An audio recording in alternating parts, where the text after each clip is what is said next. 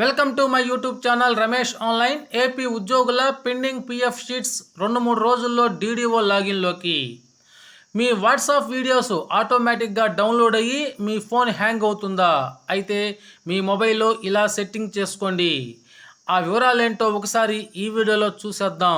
చూసే ముందుగా ఫ్రెండ్స్ ఎవరైనా ఫస్ట్ టైం మన ఛానల్ని విజిట్ చేసినట్లయితే తప్పకుండా సబ్స్క్రైబ్ చేసుకొని పక్కనే ఉన్న బెల్ ఐకాన్ టచ్ చేయండి. అదేవిధంగా వీడియో మీకు నచ్చినట్లయితే ఒక లైక్ చేసి మన తోటి ఉద్యోగ మిత్రులకి షేర్ చేస్తారని ఆశిస్తూ ఇక విషయానికి వచ్చినట్లయితే ఏపీ సమగ్ర శిక్ష నుండి ఏఎంఓలకు అధికారిక సమాచారం లేనందువలన వారు స్కూల్ కాంప్లెక్స్ సమావేశాల షెడ్యూల్లో మార్పు లేదని చెప్తున్నారు. సాయంత్రంలోగా క్లారిటీ వస్తుందని తెలియజేస్తున్నారు. అనగా ఈ నెల 19, 21 తారీఖులో యథావిధిగా స్కూల్ కాంప్లెక్స్ సమావేశాలు జరుగుతాయా, లేదా 21, 22 తేదీల్లో స్కూల్ కాంప్లెక్స్ సమావేశాలు జరుగుతాయా అనేటువంటి విషయం మీద అయితే మనకి ఈరోజు సాయంత్రంలోగా క్లారిటీ వస్తుందని చెప్తున్నారు. అదేవిధంగా పిఎఫ్ బ్యాలెన్స్ షీట్స్ 2020, 21, 2021, 22, 2022, 23, 2023, 24 ఈ 4 ఆర్థిక సంవత్సరాలకు సంబంధించిన పిఎఫ్ బ్యాలెన్స్ షీట్స్ అనేవి 2-3 రోజుల్లో డీడీఓ లాగిన్లోకి వస్తాయి.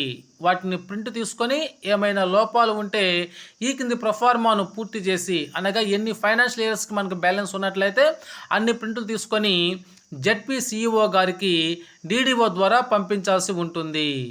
ఇక్కడ మనం స్క్రీన్ మీద అయితే చూస్తున్నామో ఆ యొక్క మోడల్ ప్రొఫార్మాని ఇక్కడ మనం స్క్రీన్ మీద చూస్తున్నాం.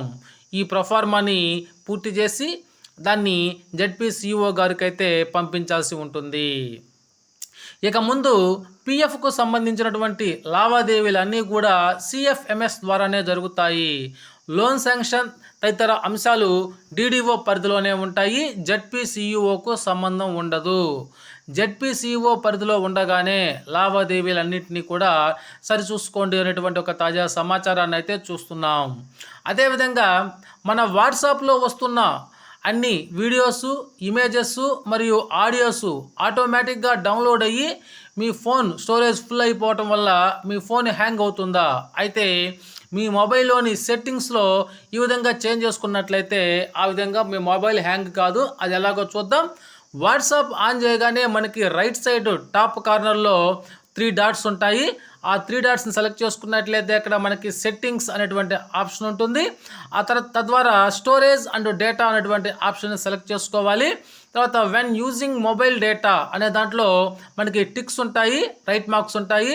ఇప్పుడు మనం ఆ రైట్ మార్క్స్ కనుక తీసివేసి ఓకే చేసినట్లయితే ఇక మనకి మన మొబైల్లో వీడియోస్, ఇమేజెస్, ఇక ఆడియోస్ ఏమన్నా డౌన్లోడ్ అయినా కూడా మన మొబైల్కి స్టోరేజ్ ఫుల్ కాదు, మన మొబైల్ హ్యాంగ్ కాదు. ఈ విధంగా చేసుకున్నట్లయితే మన మొబైల్ సేఫ్గా ఉంటుంది.